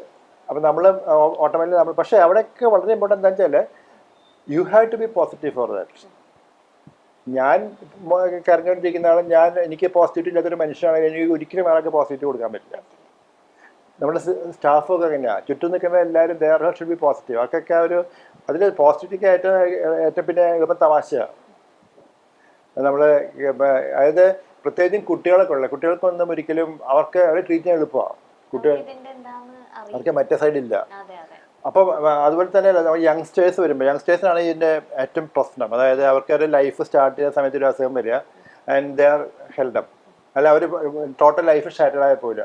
അപ്പോൾ നമ്മൾ അവിടേക്ക് ചെല്ലുമ്പോഴൊക്കെയാണ് നമ്മൾ പോസിറ്റിവിറ്റി കൊടുക്കുമ്പോഴെങ്ങനെയാണ് ഇപ്പോൾ ഫോർ എക്സാമ്പിൾ നമ്മളൊരു ഇപ്പോൾ ഒരു വേൾഡ് കപ്പ് വരിക, വേൾഡ് കപ്പ് വരെ നമ്മളൊരു മുറിക്കല് നമ്മൾ സത്യത്തെക്കുറിച്ചൊന്നും സംസാരിക്കില്ല. അവിടെ സംസാരിക്കാൻ പോകുന്നത് വേൾഡ് കപ്പിൽ അർജന്റീന ജയിക്കുമോ, മെസ്സി ഗോൾ അടിക്കുമോ, ഇതൊക്കെ നമ്മൾ ചോദിക്കുകയുള്ളൂ. അല്ലാതെ നമ്മൾ ബെറ്റ് വെച്ച് കഴിയുമ്പോഴത്തേക്കും പിറ്റേ ദിവസം അവരിങ്ങനെ നമ്മൾ നോക്കിയിരിക്കും. കാരണം നമുക്കറിയാം അർജന്റീന ജയിക്കുന്ന, പക്ഷെ നമ്മളത് സമ്മതിക്കില്ല. നമ്മൾ അർജന്റീന ജയിക്കില്ല, ഇപ്രാവശ്യം ഫ്രാൻസ് ജയിക്കും, അല്ലെങ്കിൽ ഇപ്രാവശ്യം ബ്രസീൽ ഇങ്ങനെ പറഞ്ഞിട്ട് പോവുള്ളൂ. അവർ നോക്കിയിരിക്കുന്നത് അവരുടെ ടീം ജയിച്ചു പിറ്റേ, അപ്പോൾ അവർ നെക്സ്റ്റ് അവർ നമ്മളിങ്ങനെ ആൻറ്റിസിപ്പേറ്റ് ചെയ്യുക, കണ്ട ഡോക്ടറെ പോയില്ലേ എന്ന്. അപ്പോൾ അങ്ങനെയുള്ള ഒരു ഇതിൽ നമ്മൾ എപ്പോഴും കൊണ്ടുപോകുള്ളൂ. അതായത് ആ ഡിസീസിനെ കുറിച്ചോ ടോക്കിനേക്കാൾ കൂടുതൽ അതൊരു സിനിമ വരുന്നു, സിനിമയിൽ അഭിനയിക്കുന്ന ഇന്ന ആൾ അഭിനയിക്കുന്ന ഇന്ന മോശമായ സിനിമയായിരുന്നു. അങ്ങനെയൊക്കെ പോയി കഴിയുമ്പോഴത്തേക്കും നമ്മൾ ആ മെയിൻ പാർട്ടിൽ നിന്ന് മാറി അവർ എടുക്കുമ്പോഴത്തേക്കും മെച്ചം എന്താ വെച്ചാൽ അവർ യു ആർ ഫോളോയിങ്, അവർ നമ്മുടെ ട്രാക്കിലേക്ക് വരും, നമ്മൾ കുറെ കൂടെ എളുപ്പമാണ്. പിന്നെ അപ്പം അങ്ങനെ ശരിക്കും അതൊരു ലേണിംഗ് എക്സ്പീരിയൻസാണ്. സർജൻസിൻ്റെ അത്ര ഇഷ്യൂ വരും, കാരണം ഇവരെല്ലാവരും തിയേറ്ററിലാകുമ്പോഴത്തേക്കും നമുക്ക് നമ്മൾ ഫേസ് ടു ഫേസിൽ നിൽക്കല്ലേ, നമ്മൾ ത്രൂ ഔട്ട് ആ ഓരോ ഫേസിലും നമ്മൾ കാണുമ്പോഴത്തേക്കും അത് കൂടുതൽ ഇഷ്യൂസ് വരുന്നത് എപ്പോഴും മെഡിക്കൽ സൈഡിലാണ്. കാരണം നമ്മളിങ്ങനെ കണ്ടിന്യൂസ് ആയിട്ട് കണ്ടുകൊണ്ടിരിക്കുന്നു വരുമ്പോഴത്തേക്കും ഉണ്ടല്ലോ. ഇപ്പോൾ സർജറി, ഇപ്പോൾ നമുക്ക് ഇപ്പോൾ ഡോക്ടർ ഏറ്റവും കൂടുതൽ ബ്രസ്റ്റ് ക്യാൻസർ ഏറ്റവും കൂടുതൽ നേരിട്ട് കണ്ടും മനസ്സിലാക്കിയിട്ടുള്ള ഒരാളാണ്. അപ്പം നമ്മുടെ ഇപ്പോഴത്തെ സൊസൈറ്റി ഏറ്റവും കൂടുതൽ വരുന്ന ക്യാൻസർ ഏതാ ശരിക്കും എടുത്തു നോക്കി കഴിഞ്ഞാൽ? സ്ത്രീകളുടെ ഏറ്റവും കൂടുതൽ ബ്രസ്റ്റ് ക്യാൻസർ തന്നെയാണ് ഏറ്റവും കൂടുതൽ വരുന്നത്. ഞാൻ പൊതുവെ പറയാൻ വന്നത് എന്താണെന്നറിയോ, ഈ ക്യാൻസർ എന്ന് പറയുന്നത് നമുക്ക് എപ്പോഴും ലൈഫിൻ്റെ പീക്ക് നിൽക്കുന്നവർക്ക് ഒരു 50% ലൈഫിൻ്റെ പീക്ക് നിൽക്കുന്നവർക്ക്, അല്ലെങ്കിൽ പ്രൊഫഷൻ്റെ പീക്ക് നിൽക്കുന്നവർക്കാണ് വരുന്നത്. അപ്പോൾ അവർ പെട്ടെന്ന് ഡയഗ്നോസ് കേൾക്കുമ്പോഴത്തേക്കും അവരങ്ങ് തളർന്നു പോകും. പക്ഷെങ്കിൽ ഈവൻ ബ്രസ്റ്റ് ക്യാൻസറും ഏർലി ആയിട്ട് ക്യൂർ ചെയ്യാൻ പറ്റും, അല്ലെ ക്യൂർ ആകുമെന്ന് കേട്ട് കഴിയുമ്പോഴത്തേക്ക് അവർക്കൊരു പെട്ടെന്നൊരു പോസിറ്റീവ് ആകും. എന്നുവെച്ചാൽ അത് ക്യൂർ കിട്ടും എന്നുള്ളതാണ് അവർക്ക് ഏറ്റവും വലിയ പോസിറ്റീവ് കൊടുക്കുന്നതെന്നാണ് ഞാൻ എപ്പോഴും വിചാരിക്കുന്നത്. ക്യൂർ ആവെന്ന് പറഞ്ഞു കഴിഞ്ഞാൽ they are ready to face anything.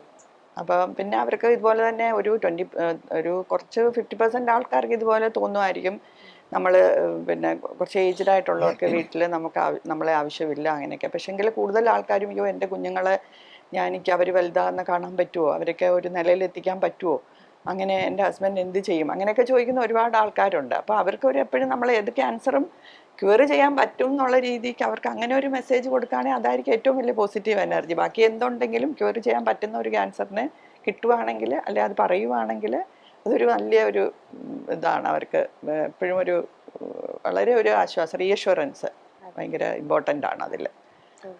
നമ്മൾ പ്രസന്റ് ചെയ്ത ഇമ്പോർട്ടൻ്റ് ഞാൻ എക്സ്പീരിയൻസ് പറയാൻ കാരണം എന്താ വെച്ചാൽ, ഇപ്പോൾ ഫോർ എക്സാമ്പിൾ കീമോതെറാപ്പി എടുക്കുമ്പോൾ മുടി പൊഴിയും അല്ലേ, മുടി പൊഴിയും നമുക്കറിയാം, മുടി പൊഴിയുന്ന നമുക്ക് 2 പേര് പ്രസന്റ് ചെയ്യാം. നമുക്ക് മുഖത്ത് നോക്കി പറയാം മുടി മുഴുവൻ പോകും കേട്ടോ എന്ന് പറയാം, തിരിച്ചു വരും കേട്ടോ, അങ്ങനെ പറയാം. അതായത് ഒരു പ്രസന്റ്. മറ്റേ തിരിച്ചങ്ങനെയല്ല, മുടി മുഴുവൻ പോകില്ലായിരിക്കും, പക്ഷെ കുറെ പോകുമെന്ന് വിചാരിച്ചോളൂ, പക്ഷെ 100% തിരിച്ചു വരും. തിരിച്ചു വന്നില്ലെങ്കിൽ പോയി കോടതി പോയി എനിക്കൊരു കേസ് കൊടുക്കാൻ പറയും. ആ 2 പ്രസന്റേഷൻ വ്യത്യാസമുണ്ട്. അത് പറഞ്ഞാൽ ദാറ്റ് ഇസ് ഒരു ലേണിംഗ് പ്രോസസ് ആണ്. അപ്പം നമ്മൾ ഇങ്ങനെ പ്രസന്റ് ചെയ്ത് പഠിക്കുന്നതാണ് അത് വരുന്ന പ്രോസസ്. അതാണ് ഞാൻ പറയാം, ഒരു 30-40 കഴിയുമ്പോൾ ഞാൻ എനിക്കിന്ന് 5 മിനിറ്റ് മതി, പണ്ട് അരമണിക്കൂർ വേണമെന്ന് പറയാൻ കാരണമുണ്ട്. ഈ സോഷ്യലി അത് ഭയങ്കര ഇമ്പോർട്ടൻ്റ് ആ മുടി പോകുന്ന. ഒത്തിരി പേര് ഈ 6 മാസം മാറി താമസിക്കുക വരെ ചെയ്യും. സോഷ്യൽ ഭയങ്കര സ്റ്റിഗ്മ പോലാണ്. പക്ഷെ അത് സാധാരണ അത് മാറ്റണം. ഞാൻ എന്നിട്ട് അവരോട് പറയും, നിങ്ങൾ പ്രീതി നടേശനും ഒക്കെ മൊട്ടത്തലയായിട്ട് ഫ്രണ്ടിലൊക്കെ ഇരുന്ന് ഇവിടെ പോയ പിൽഗ്രിമേജിൽ പോയിട്ടായിരുന്നപ്പോൾ എല്ലാവർക്കും ഭയങ്കര സന്തോഷമാണ്. അത് അവർ കൊടുത്ത് പേപ്പറിൽ വരെ അവരുടെ ഫേസ് എനിക്കൊന്ന് മാഗസീൻ്റെ പുറത്ത് വരെ വന്നിട്ടുണ്ട്. പിന്നെ എത്രയോ ആൾക്കാർ അങ്ങനെയൊക്കെ വരുമ്പോൾ അവർക്ക് നമ്മൾ ഒരു ഓഫർ ചെയ്തു, അല്ലെ അതിനുവേണ്ടി തലമുട്ടയടിക്കുമ്പോൾ അവർക്കൊരു പ്രശ്നവുമില്ല. പക്ഷെ പിന്നെ ഇപ്പം എവിടെയെങ്കിലും ഒരു ആക്സിഡന്റ് വന്നു, തല മുഴുവൻ മുട്ടയടിക്കത്തില്ലേ, അപ്പം അവർക്കൊരു പ്രശ്നമില്ല. പക്ഷെ ഇതെന്ന് പറയുമ്പോഴത്തേക്ക് എനിക്കറിയില്ല, ഭയങ്കര സോഷ്യൽ സ്റ്റിഗ്മ. അതൊന്നും മാറ്റേണ്ട സമയമായി കഴിഞ്ഞു. ഇതൊരു ഷോർട്ട് പീരീഡ് ആണ്, ഒരു ക്യൂറിന് വേണ്ടിയാണ് എന്നുള്ള ഒരു രീതിയിൽ അവർ മനസ്സിലാക്കേണ്ട, സൊസൈറ്റി മനസ്സിലാക്കേണ്ട കാലമായി കഴിഞ്ഞു. അത് സമൂഹം തന്നെ പ്രശ്നമാണ്, സമൂഹമാണ് പ്രശ്നം. സമൂഹമാണ് അവര് കണ്ണിലൂടെ കാണുന്നത്. എന്റെ തല മുടിയില്ലെങ്കിലും മറ്റൊരാൾ തല മുടിയില്ലെങ്കിലും അവർക്ക് എന്താ ചോദിക്കാൻ ഇൻട്രസ്റ്റ് ഉണ്ടാവും. അതാണ് നമ്മുടെ ബേസിക് നേച്ചർ. അത് തന്നെയാണ്. പക്ഷെ അതിന്റെ നല്ല രസമായിട്ട് സംഭവം ഉണ്ടായിട്ടുണ്ട്. ഇവിടെ അടുത്ത് തന്നെ നമ്മുടെ അമ്പലത്തിന്റെ അടുത്ത് നിൽക്കുന്ന ഒരു ഫാമിലി, അവര് ഒരാൾക്ക് ലേഡിക്കാണ് ക്യാൻസർ വരുന്നത്. 5 സഹോദരന്മാരുണ്ടാവും, ഹസ്ബൻഡും ഉണ്ട്. അപ്പോൾ അവരോട് എല്ലാം എക്സ്പ്ലെയിൻ ചെയ്ത് കൊടുത്ത് പോയി കഴിഞ്ഞ് ഞങ്ങൾ 2 ദിവസം കഴിഞ്ഞ് വരാമെന്ന് പറഞ്ഞ് പോയി. അതായത് തിങ്കളാഴ്ച തിരിച്ചു വരുമ്പം ഈ 6 പേര് മുട്ടയടിച്ചിട്ട് വന്നിരിക്കുക, പഴനി പോയിട്ട്. അവർ പറഞ്ഞ ഒരാളുടെ മുടി പോകുമ്പോൾ ഇനി മുടി പോയില്ല, അതുകൊണ്ട് പോയില്ല, ഞങ്ങളൊക്കെ അതേ ഗ്രൂപ്പിൽ. അപ്പൊ അങ്ങനത്തെ ഒക്കെ ആൾക്കാരുണ്ട് എൻ്റെ കൂടെ, അതായത് പോകുന്ന ആൾക്കാരുണ്ട്. ഓക്കെ. ഇപ്പൊ ഏറ്റവും കൂടുതൽ ഈ ഒരു ഇപ്പൊ മുടി പോകുന്നതിന്റെ കാര്യം പറഞ്ഞത് പണ്ടായിരുന്നു, അത് ഇപ്പോൾ വരുന്ന ആളുകളിലായിരുന്നു ഈ ഒരു കോംപ്ലക്സ് കൂടുതൽ കാണുന്നത്? അത് കുറച്ച് ചേഞ്ച് ചെയ്യുന്നുണ്ട്. കുറച്ച് സൊസൈറ്റിയുടെ ആണോ അതോ അവയർനെസിന്റെ ആണോ, പണ്ടത്തേതിലും ആൾക്കാർക്ക് കുറച്ചും കൂടെ ബെറ്റർ ആവുന്നുണ്ട്. അത് പോയാലും കുഴപ്പമില്ല, ഇത് തിരിച്ചു വരും, അല്ലെ ക്യൂറബിൾ ആണ് എന്നുള്ള രീതിയിൽ വരുന്നുണ്ട്. എന്നാലും ഒരുപാട് ആൾക്കാർക്കുണ്ട് നമുക്കിത് ഇതറിയും, ആൾക്കാരറിയും, അപ്പം നമുക്കൊരു നമ്മളെ അങ്ങനെ രീതി ആ കണ്ണിലൂടെ കാണും എന്നുള്ളൊരു ആൾക്കാർ. എന്നിട്ട് 6 മാസമൊക്കെ ഇത് ഞാൻ പറഞ്ഞ പോലെ അവരുടെ സ്ഥലത്തു നിന്ന് മാറി താമസിക്കാനും കുറച്ചുകൂടി ചിലപ്പോൾ ഒത്തിരി റിമോട്ടായിട്ടുള്ള ഏരിയാസിലായിരിക്കും ഉള്ള ആൾക്കാരായിരിക്കും അങ്ങനെ മാറിയൊക്കെ താമസിക്കാൻ ആഗ്രഹിക്കുന്നത്. പക്ഷെ പണ്ടത്തേലൊക്കെ ആൾക്കാർ കൂടുതലായിട്ട് അവയർനെസ്സും കൂടുതലായിട്ട് ചേഞ്ച് ചെയ്ത് വരുന്നുണ്ട്, അത് നമുക്ക് കാണാൻ കഴിയുന്നുണ്ട്. ദിസ് ജനറേഷൻ ഡെഫിനറ്റ്ലി ബെറ്റർ ആ കാര്യത്തിൽ. അതിന് അക്സെപ്റ്റിംഗ് കുറേക്കൂടെ ബെറ്റർ ആണ്. ചിലരിപ്പോ ആണുങ്ങളാണെങ്കിലും പെണ്ണുങ്ങളാണെങ്കിലും രണ്ട് ജെൻഡറും കുറച്ച് ബ്യൂട്ടി കോൺഷ്യസ് ആവുന്ന ഒരു പോയിന്റും കൂടെ നിൽക്കുന്ന പക്ഷെ ഒരു എന്നാൽ ടൈം. പോലും ആക്സെപ്റ്റൻസ് കുറെ കൂടെ ബെറ്റർ. ഇപ്പോഴും ഒരു 55-60 വയസ്സുകാരുടെ മുടി പോകുന്ന പറഞ്ഞാൽ they will not accept, വേണ്ട പറയും. പക്ഷെ ഒരു 20-25 അങ്ങനെ ആയിക്കൊള്ളുന്നില്ല. അതുകൊണ്ട് ആ ഒരു അത് ചീത്ത പറഞ്ഞ പോലെ അവയർനെസ്സും ബെറ്റർ ആണ്. അതുപോലെ തിരിച്ചു വരുന്ന അതൊക്കെ ഉണ്ടല്ലോ, ഇത് വായിച്ചും കേട്ടുമുള്ള പരിചയമൊക്കെ ഉള്ള. പിന്നെ കുറച്ചും കൂടെ സമൂഹത്തിന് നമ്മുടെ കയ്യിൽ വലിയ പങ്കൊന്നും വഹിക്കേണ്ട ആവശ്യമില്ല മറ്റുള്ള ചിന്തിക്കുന്ന ആൾക്കാരാണ് ഞങ്ങൾ ജനറേഷനാണ്. മറ്റേതല്ല, മറ്റേത് മുടി പോയ ജീവിതം കഴിഞ്ഞ പോലെ നടക്കുന്ന ആൾക്കാർ, മനസ്സിലായി. അതിനേക്കാളൊക്കെ ഡെഫിനറ്റ്ലി ഞങ്ങൾ ജനറേഷൻ ബെറ്ററാണ്. ഇപ്പൊ നമുക്ക് പനി വരുന്നു, ചുമ വരുന്നു, ഇതൊക്കെ നമുക്ക് സിമ്പിൾ ആയിട്ടുള്ള ചെറിയ ചെറിയ അസുഖങ്ങളാണ്. പക്ഷെ നിങ്ങൾ ഓൺകോളജിയിൽ സ്പെഷ്യലൈസ് ചെയ്യുന്നു, ക്യാൻസർ ഡോക്ടേഴ്സ് ആണെന്ന് പറയുമ്പോൾ ഈ ഒരു അസുഖത്തെ ശരിക്കും ഇത്രയും വലുതാക്കി അല്ലെങ്കിൽ ഭയങ്കര വലിയൊരു അസുഖമാണെന്ന് കാണേണ്ട ആവശ്യമുണ്ടോ? ശരിക്കും കാണേണ്ട ആവശ്യം ഒരിക്കലും ഇല്ല. പക്ഷെ പണ്ടത്തെക്കാളും ഭേദാ. പണ്ട് ഞാൻ പല രീതിയിലും പറഞ്ഞിട്ടുണ്ട്, പണ്ട് കല്യാണത്തിന് വിളിക്കാൻ വരും, ചിലപ്പം വിളിക്കാൻ വരുമ്പോൾ പേഷ്യൻ്റ് റിലേറ്റീവ്സ് ഒക്കെ ആയിരിക്കും, പേഷ്യൻ്റ് ഒന്നും അയക്കണമെന്നില്ല. അപ്പം അതൊക്കെ വരണ്ടാന്ന് തന്നെ പറയും ഇൻഡയറക്ട്ലി, അങ്ങോട്ട് വരണ്ടാന്ന് തന്നെ ഇൻഡയറക്ട്ലി പറയും വിളിച്ച് കഴിയുമ്പോഴത്തേക്കും. അതിന് കാരണം അവർക്കുണ്ട്. അവർ പറഞ്ഞ കാരണം എന്താ വെച്ചാൽ, ഞാൻ അവിടെ ചെന്നിരിക്കുമ്പോൾ ഓട്ടോമാറ്റിക്കലി വരുന്നതിന് കുറച്ച് പേരെങ്കിലും വിചാരിക്കും ഈ 2 പേരിൽ ഒരാൾക്കെങ്കിലും ക്യാൻസർ ഉണ്ടായിരുന്നു, അതായത് വരൻ്റെ വധുവിന് ആരെങ്കിലും ഒരാൾ ക്യാൻസർ ഉണ്ടായിരുന്നു, അതുകൊണ്ടായിരിക്കും ചിലപ്പോൾ ഡോക്ടറോട് വന്ന് നിൽക്കുന്നതായിരിക്കും എന്നുള്ള ഫീലിംഗ് വരും. ആ ലെവൽ തൊട്ടുണ്ട് ലൈറ്റേഴ്സ് ലെയർ. അത് നമ്മൾ അതുകൊണ്ട് തന്നെ പലപ്പോഴും സംഭവിക്കാറുമുണ്ട്, പോകണ്ട പോകാറുമില്ല അങ്ങനത്തെ.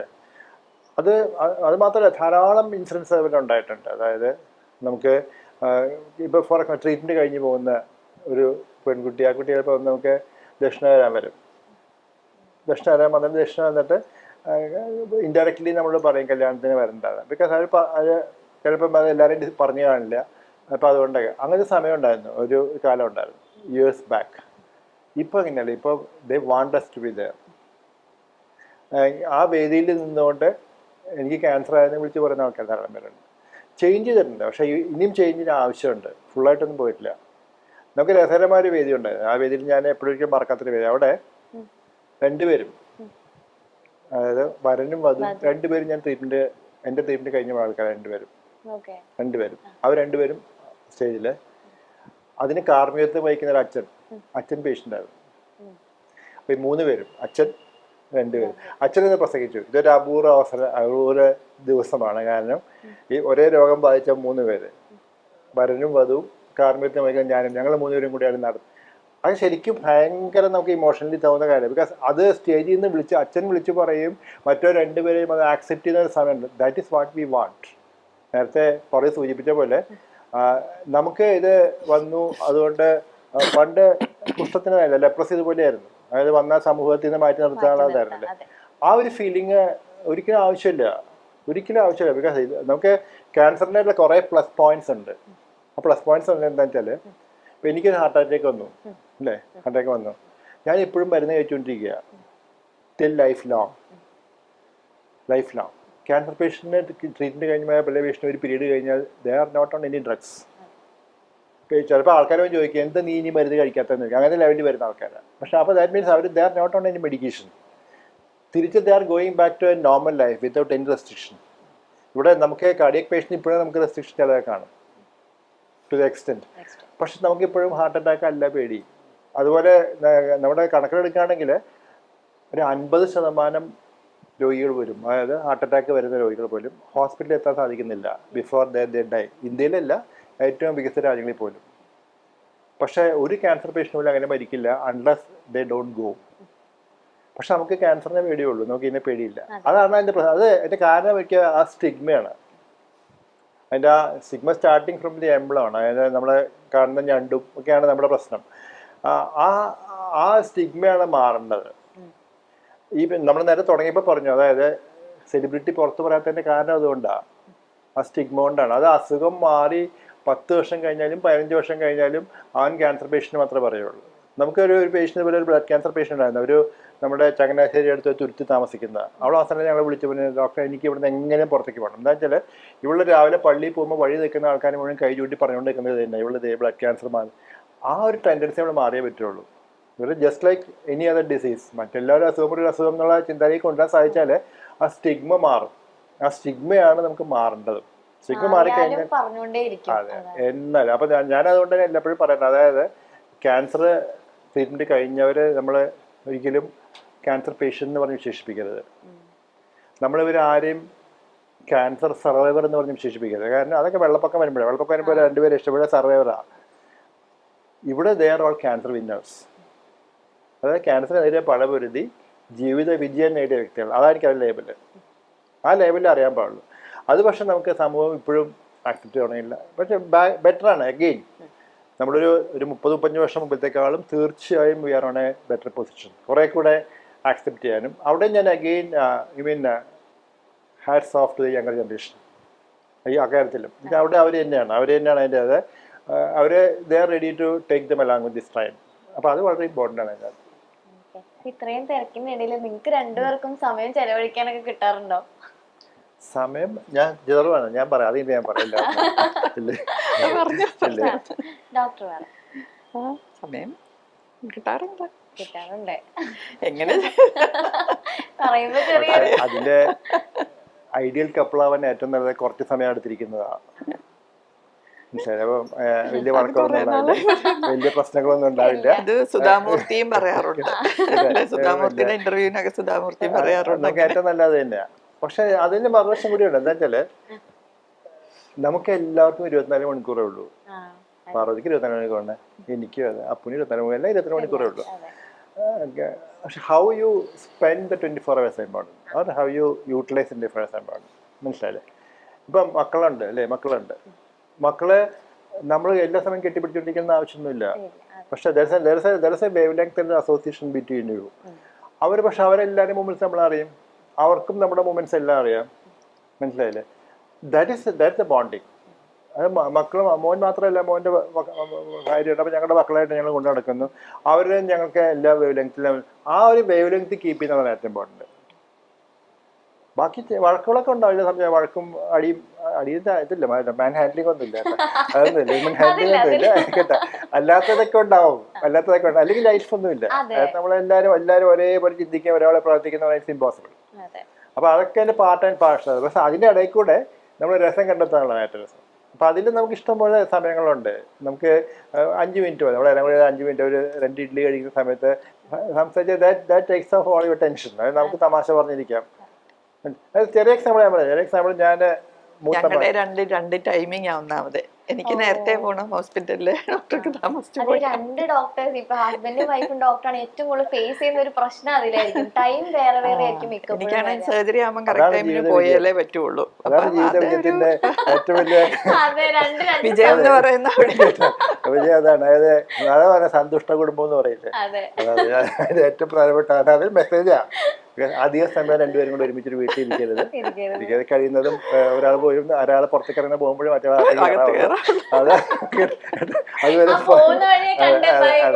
അതൊക്കെ വളരെ പ്രധാനപ്പെട്ട ചില മെസ്സേജ് കൊടുക്കേണ്ട മെസ്സേജസ് ആണ് കേട്ടോ. യാത്രകളൊക്കെ പോവാൻ പറ്റാറുണ്ടോ? യാത്രകളൊക്കെ പോകും. എനിക്ക് ഭയങ്കരമായിട്ട് വലിയ താല്പര്യമില്ല യാത്രകളിൽ. ഡോക്ടറിന് ഭയങ്കര താല്പര്യമാണ്. പിന്നെ ഞങ്ങൾ ആകെ പോകുന്നത് ഈ കോൺഫറൻസ് ഒക്കെ വരുമ്പോഴാണ് കൂടുതലും ഒന്നിച്ചൊക്കെ പോകുന്നത്. ഞാൻ തീവണ്ടി യാത്ര ഏറ്റവും ഇഷ്ടപ്പെടുന്ന ആളാണ്. ഏറ്റവും ഇഷ്ടപ്പെടുന്ന തീവണ്ടി യാത്ര. ബാക്കി ഒരു എനിക്ക് അത്ര ഇഷ്ടമാണ്. പിന്നെ ഞാൻ ഫ്ലൈറ്റ്സ് പോലും ആയതുകൊണ്ടായി. ഫ്ലൈറ്റ്സൊക്കെ നമുക്ക് ഇങ്ങനെ അങ്ങോട്ടും ഇങ്ങോട്ടും നോക്കാതെ സംസാരിക്കാതെ ചിലപ്പോൾ മണിക്കൂർ. ട്രെയിനിൽ അങ്ങനെയല്ല.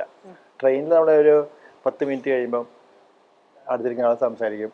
ട്രെയിനിൽ മിക്കവാറും ഇറങ്ങുന്ന സമയമാകുമ്പോഴത്തേക്കും they will very close friends അല്ലേ, അങ്ങനെ ഒരു സമയം. പക്ഷെ അത് മാറി കേട്ടെ, കുറേയൊക്കെ വ്യത്യാസം വന്നു, അതും വ്യത്യാസം വന്നു. അതുകൊണ്ട് ട്രെയിൻ യാത്ര എനിക്ക് ഭയങ്കര ഇഷ്ടമാണ്. കുട്ടിക്കാലം പോലെ ഞാൻ എന്തെങ്കിലും സാധ്യതയുള്ള ഒരു സ്ഥലമാണെങ്കിൽ ഞാൻ ട്രെയിനിനെ പോകാൻ നോക്കുള്ളൂ. ഫ്ലൈറ്റിലൊരു പേടിയുണ്ടല്ലോ നമുക്ക് എപ്പോഴും. അപ്പം ഫ്രീ ആയിട്ട് എല്ലാവരോടും വർത്താനം പറയാൻ പറ്റത്തില്ല ഫ്ലൈറ്റ്. പിന്നെ സഞ്ചരിക്കുന്ന ആൾക്കാർ വ്യത്യസ്തരാണ്. മനസ്സ് വ്യത്യാസം, മനസ്ഥിതി വ്യത്യാസമുണ്ട്. ഫ്ലൈറ്റിൽ പോകുന്നവരുടെയും പണ്ടായിട്ട് ഇപ്പോഴത്തെ എടുക്കണ്ട, പണ്ട്. എന്നാലും ട്രെയിനിൽ അങ്ങനെയാണ്. ട്രെയിനിൽ ഒരു നമ്മളൊരു സൊസൈറ്റി, ഒരു ക്രോസ് സെക്ഷൻ അതിൻ്റെ അകത്തുണ്ട്. എല്ലാ ലെവലിലുള്ള ആൾക്കാരുണ്ട്.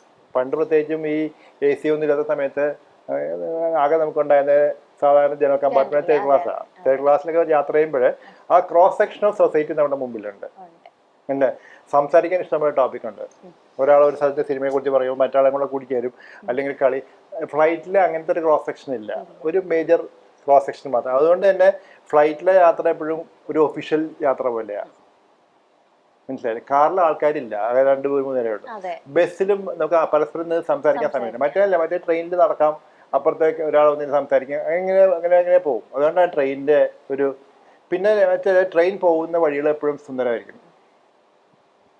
നല്ല നല്ല 2 വശത്തും നല്ല ഗ്രീനറി, നല്ല വെള്ളം. ട്രെയിനിൻ്റെ എപ്പോഴും അങ്ങനത്തെ റൂട്ടായിരിക്കും. പിന്നെ വഴിയിലെ കഞ്ചക്ഷൻ നമ്മൾ കരക്ക് കാണുന്നില്ല. കാർ അങ്ങനെയാണ്. കാറിലൊക്കെ പോകുമ്പോൾ നമ്മൾ ഇങ്ങനെ കഞ്ചക്ഷൻ. പ്ലെയിനിൽ പിന്നെ ഒന്നും കാണുന്നില്ല, നമ്മൾ വെറുതെ ആകാശം നോക്കി കുറെ കഴിയുമ്പോഴത്തേക്ക് നമുക്ക് ബോറടിക്കും.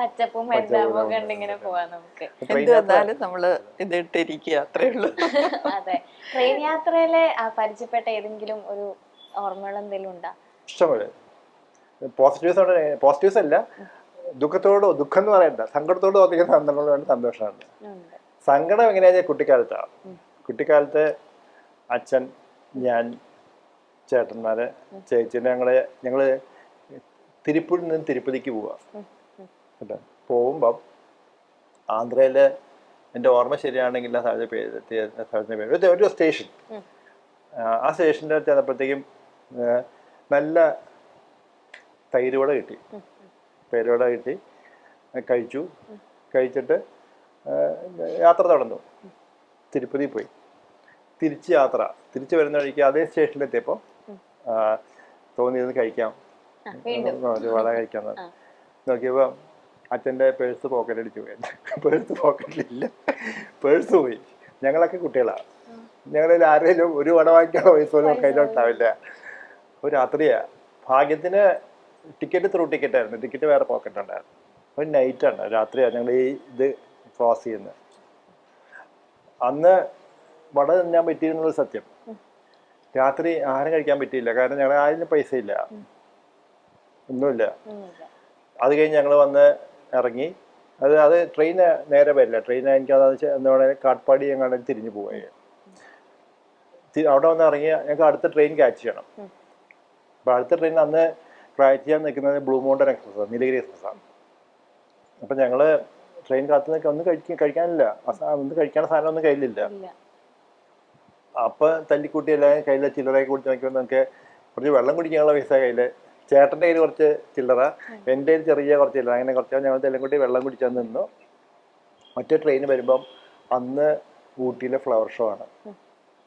കാല് കുത്താൻ പറ്റില്ല ട്രെയിനിൻ്റെ അത്ര. അത് നിന്ന് രാത്രി ഉറക്കൊഴിച്ച് തിരുപ്പൂർ വരെ വന്ന കഥയുണ്ട്. അത് ജീവിതത്തിൽ ഒരിക്കലും മറക്കാൻ പറ്റില്ല. അതായത് വിശന്ന് പൊരിഞ്ഞ നമ്മുടെ നിമിഷങ്ങളുണ്ടായിട്ടുണ്ട്. അത് നമുക്ക് ആ ഒരു സൈഡാണ്. പക്ഷെ ഇപ്പോഴും ഞാൻ അതുകൊണ്ട് ആ ദിവസം മറക്കാത്തത് കൊണ്ട്, ബിക്കോസ് നമ്മൾ യാത്ര ചെയ്ത ദിവസമാണ്. രസകരമായ അനുഭവം ധാരാളം. അതായത് അത് പലപ്പോഴും ഡൽഹി യാത്രയാണ്. ഡൽഹിയിൽ ഡോക്ടർ ഇത്ര പലപ്പോഴും ഉണ്ട്. ഇത്ര ആൾ ഓൾറെഡി ജോയിൻ ചെയ്ത് കഴിഞ്ഞ് ഞാനിവിടെ പോകുന്ന സമയത്ത് യാത്രകൾ. അവിടെ യാത്രയിൽ ഓർക്കാൻ കാരണം എന്താ വെച്ചാൽ, ഞാനിവിടുന്ന് കേരള എക്സ്പ്രസ്സിൽ പോയിട്ടുണ്ട്. അന്ന് ഈ ട്രെയിൻസ് ഒന്നും ഇല്ല, ഇങ്ങനത്തെ നമ്മളെ വലിയ ഇതൊന്നുമില്ല. കേരള എക്സ്പ്രസ് ഇവിടുന്ന് പോയിട്ട് കേരള എക്സ്പ്രസ് അവിടെ ചെന്ന് ഡൽഹിക്ക് ചെന്നിറങ്ങും. ചെന്നിറങ്ങിക്കഴിഞ്ഞാൽ ഒരു ദിവസം ഞാൻ ഒരാൾ നിൽക്കുക, അടുത്ത ദിവസത്തെ ട്രെയിൻ ഞാൻ തിരിച്ചിങ്ങോട്ട് പോയി. അങ്ങനെ സ്ഥലം ഉണ്ടായിരുന്നു. അപ്പോൾ റിസർവേഷൻ ഒന്നും ഉണ്ടാവില്ല. പക്ഷേ യാത്ര ചെയ്യുമ്പം എല്ലാ ട്രെയിനിലെ എല്ലാവരും പരിചയപ്പെടും, പ്രത്യേകിച്ചും നമ്മളെ പാൻട്രി കാറിലെ ആൾക്കാർ. അപ്പോൾ ഈ ഞാൻ സ്ഥിരം യാത്ര ആയപ്പോഴത്തേക്കും അവർക്കും പരിചയം. അന്ന് മലയാളിയായിരുന്നു എനിക്കറിയാം. പാൻട്രിക്കകത്ത് ഓരോ ഡയറക്ഷനിൽ പോകുന്നത് ഇങ്ങോട്ടുള്ള പാൻട്രിക്കാരുടെ മലയാളിയായിരിക്കും. തമിഴ്നാട്ടിൽ പോകുന്ന തമിഴ്നാട് എക്സ്പ്രസ് തമിഴന്മാരേക്ക് അങ്ങനെ കഴിയും. അപ്പോൾ ആ പാൻട്രി കാറിൽ ആളുകൾക്ക് നല്ല പരിചയമായി. അപ്പോൾ എനിക്ക് റിസർവേഷൻ ഇല്ലെങ്കിലും പാൻട്രി കാറിൽ അന്ന് അവർക്ക് ഒരു ബർത്ത് ഉണ്ട്, അവരുടെ ആ പാൻട്രിക്കകത്ത് ബർത്ത് ഉണ്ട്, ഒരു ബർത്ത് ഉണ്ട് കിടക്കാൻ. അവരുടെ റെസ്റ്റ് പീരീഡിൽ അവർ തരുമായിരുന്നു. ഞാൻ സുഖമായിട്ട് അവിടെ കിടന്നുറങ്ങും. അവർ ആ സമയമാകുമ്പോൾ വിളിച്ചുണർത്തി എനിക്കുള്ള ബ്രേക്ക്ഫാസ്റ്റ് തരും, കാറ്റ്. Never you can forget. എന്നുവെച്ചാൽ ശരിക്കും അതൊക്കെയാണ് നമ്മുടെ ട്രെയിൻ ലൈഫിൽ കിട്ടിയ ഒരു രസമായ അനുഭവം. ഇന്നത്തെ ഞാൻ സമയം ഇന്നങ്ങനെ ആരും കിട്ടാൻ സാധ്യതയില്ല. പക്ഷെ അന്ന്